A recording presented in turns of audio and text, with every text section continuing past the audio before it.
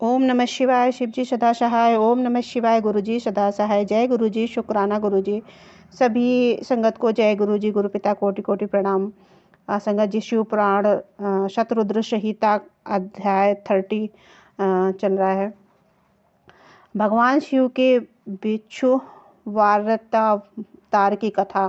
राजकुमार और द्विज कुमार पर कृपा। नंदीश्वर कहते हैं कि मुनि श्रेष्ठ, अब तुम भगवान शुंभ के नगरी संदेश जक बिच्छू अवतार का वर्णन सुनो, जिसे उन्होंने अपने भक्त पर दया करके ग्रहण किया था। विदर्भ देश में सतरथ नाम से प्रसिद्ध एक राजा थे, जो धर्म में तत्पर, सत्यशील और बड़े बड़े शिव भक्तों से प्रेम करने वाले थे। धर्मपूर्वक पृथ्वी का पालन करते हुए उनका बहुत सा सुख पूर्वक बीत गया। तदंतर किसी समय शाल्व देश के राजाओं ने उस राजा की राजधानी का आक्रमण करके उसे चरणों ओर से घेर लिया और बलवंत शाल्व देशी क्षत्रिय के साथ, जिनके पास बहुत बड़ी सेना थी, राजा शतरथ का बड़ा भयंकर युद्ध हुआ। शत्रुओं के साथ दारुण युद्ध करके उनकी बड़ी भारी सेना नष्ट हो गई। फिर दैव्य योग से राजा ने शैलवों से हाथ से मारे गए। उन नरेश के मारे जाने पर मरने से बचे हुए सैनिक मंत्रियों सहित भय से बेहाल हो भाग खड़े हुए। मुने उस समय विदर्भ राज शतरथ की महारानी शत्रुओं से घिरी होने के कारण भी कोई प्रयत्न करके रात के समय अपने नगर से बाहर निकल गई। वे गर्भवती थी, अतः शोक से संतप्त हो भगवान शंकर के चरण बिंदुओं का चिंतन करती हुई वे धीरे धीरे पूर्व दिशा की ओर बहुत दूर चली गईं। सवेरा होकर रानी ने भगवान शंकर की दया से एक निर्मल सरोवर देखा। उस समय तक वे बहुत दूर का रास्ता तय कर चुकी थी। सरोवर के तट पर आकर वे सुकुमारी रानी एक छत्र छाया वृक्ष के नीचे बैठ गईं। भाग्यवश उसी निर्जन स्थान में वृक्ष के नीचे ही रानी ने उत्तम गुणों से युक्त शुभ मुहूर्त में एक दिव्य बालक को जन्म दिया, जो सभी शुभ लक्षणों से संपन्न था। दैववश उस बालक की जननी महारानी को बड़े जोर की प्यास लगी। तब वे पानी पीने के लिए उस सरोवर में उतरी। उतरने में एक बड़े भारी ग्रह ने आकर रानी को अपना ग्रास बना लिया। वह बालक पैदा होते ही माता पिता से हीन हो गया और भूख प्यास से पीड़ित हो उस तालाब के किनारे जोर जोर से रोने लगा। इतने में ही उस पर कृपा करके भगवान महेश्वर वहां आ गए और उस शिशु की रक्षा करने लगे। उन्हीं की प्रेरणा से एक ब्राह्मणी अकस्मात वहां आ गई। वह विधवा थी, घर घर भीख मांगकर जीवन निर्वाह करती थी और अपने 1 वर्ष के बालक को गोद में लिए हुए उस तालाब के तट पर पहुंची थी। उसने एक अनाथ शिशु को वहां क्रंदन करते देखा। निर्जन वन में उस बालक को देखकर ब्राह्मणी को बड़ा विस्मय हुआ और मन ही मन विचार करने लगी, अहो, यह मुझे इस बड़े आश्चर्य की बात दिखाई देती है कि यह नवजात शिशु, जिसकी नाल भी अभी तक नहीं कटी है, पृथ्वी पर पड़ा हुआ है। इसकी माँ भी नहीं है, पिता आदि दूसरा कोई सहायक भी नहीं यहाँ नहीं दिखाई देता है। क्या कारण हो गया है? ना जाने यह पुत्र किसका पुत्र है। इसे जानने वाला यहाँ कोई भी नहीं है। इसके जन्म के विषय में पूछूं।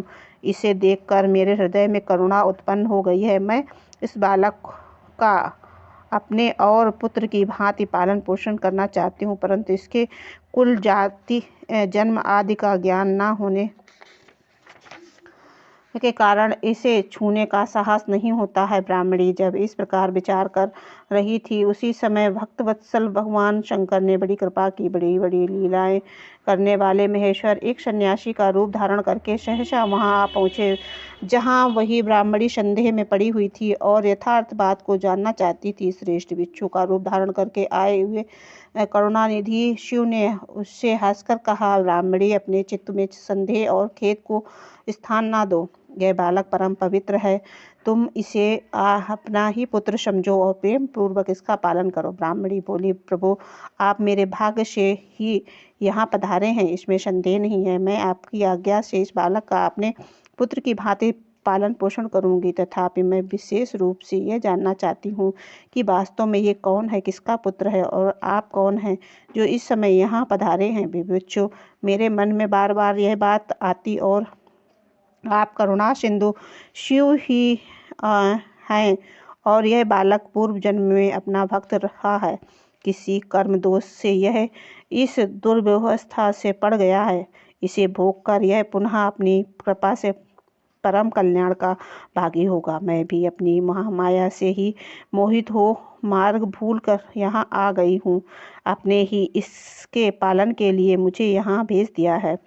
भिक्षु प्रभु शिव ने कहा कि ब्राह्मणी सुनो, यह बालक शिव भक्त विरधराज सत्यरथ का पुत्र है। सत्यरथ को शाल्व देशीय क्षत्रियों के युद्ध में मार डाला है। उनकी पत्नी अत्यंत व्यग्र हो रात में शीघ्रतापूर्वक अपने महल से बाहर आ गई।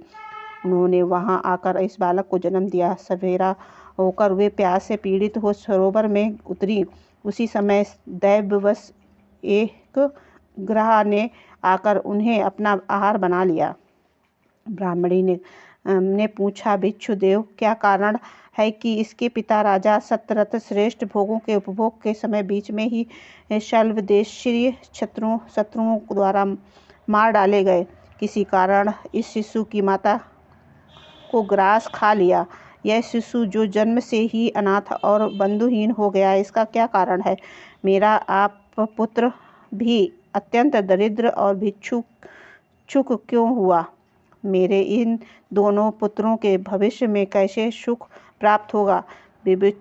भिक्षुवर शिशु ने कहा, इस राजकुमार के पिता विदर्भराज पूर्व जन्म में पांडव देश के श्रेष्ठ राजा थे। वे सब धर्मों के ज्ञाता थे और संपूर्ण पृथ्वी का धर्म पूर्वक पालन करते थे। एक दिन प्रदोष काल में राजा भगवान शंकर का पूजन कर रहे थे और बड़ी भक्ति से त्रिलोकीनाथ महादेव की आराधना में संलग्न थे। उसी समय नगर में सब ओर से बड़ा भारी कोलाहल मचा। उस समय उत्कृष्ट शब्द को सुनकर राजा ने बीच में ही भगवान शंकर की पूजा छोड़ दी और नगर में क्षोभ फैलने की आशंका से राजभवन से बाहर निकल गए। इसी तरह राजा का महाबली मंत्री शत्रु को पकड़कर उसे समीप ले आया। वह शत्रु पांडवराज का ही संबंध था। उसे देखकर राजा ने क्रोधपूर्वक उसका मस्तक कटवा दिया।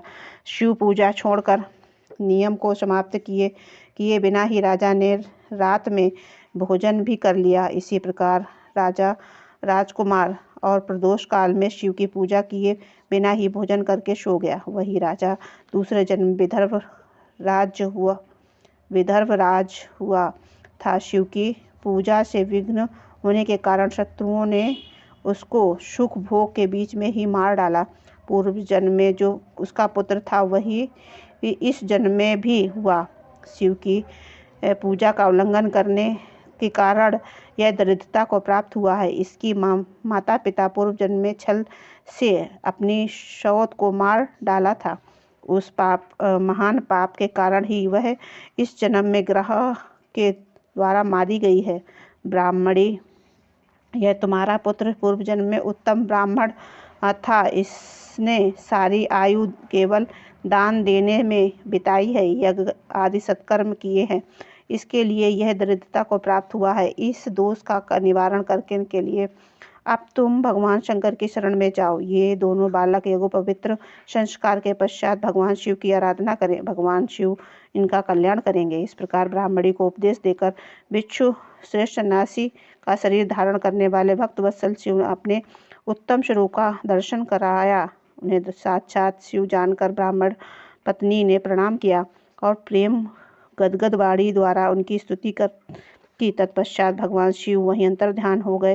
उनके चले जाने पर ब्राह्मणी उस बालक को लेकर अपने पुत्र के साथ घर को चली गई। एक चक्रा नाम से सुंदर ग्रह में उसने घर बना रखा था।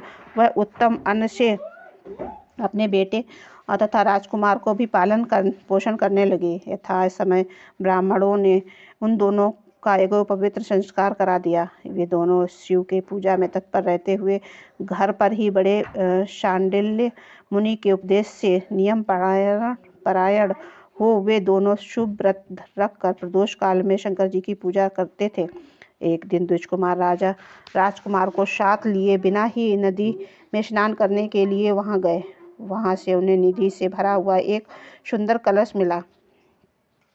इस प्रकार भगवान शंकर की पूजा करते हुए उन दोनों कुमारों का उसी घर में 1 वर्ष व्यतीत हो गया। तदनंतर एक दिन राजकुमार उस ब्राह्मण कुमार के साथ वन में गया। वहां अकस्मात एक गंधर्व कन्या आ गई। उनके पिता ने वह कन्या राजकुमार को दे ही दी।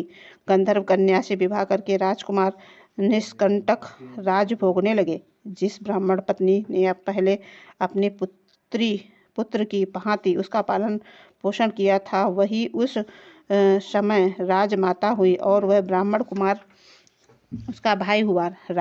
राजा का नाम धर्मगुप्त था। इस प्रकार देवेश्वर शिव की आराधना करके राजा धर्मगुप्त अपने उस रानी के साथ विदर्भ देश में राजोचित सुख का उपभोग करने लगा। यह मैंने तुमसे शिव के विश्वर अवतार का वर्णन किया है, जिन्होंने राजा धर्मगुप्त को बाल्यकाल में सुख प्रदान किया था। यह पवित्र आख्यान पापाहारी और परम पावन चारों पुरुषार्थों का साधक तथा संपूर्ण अभिष्ट को देने वाला है। जो प्रतिदिन एकाग्रचित्त होकर इसे सुनता या सुनाता है वह इस लोक में संपूर्ण भोगों का भोग करके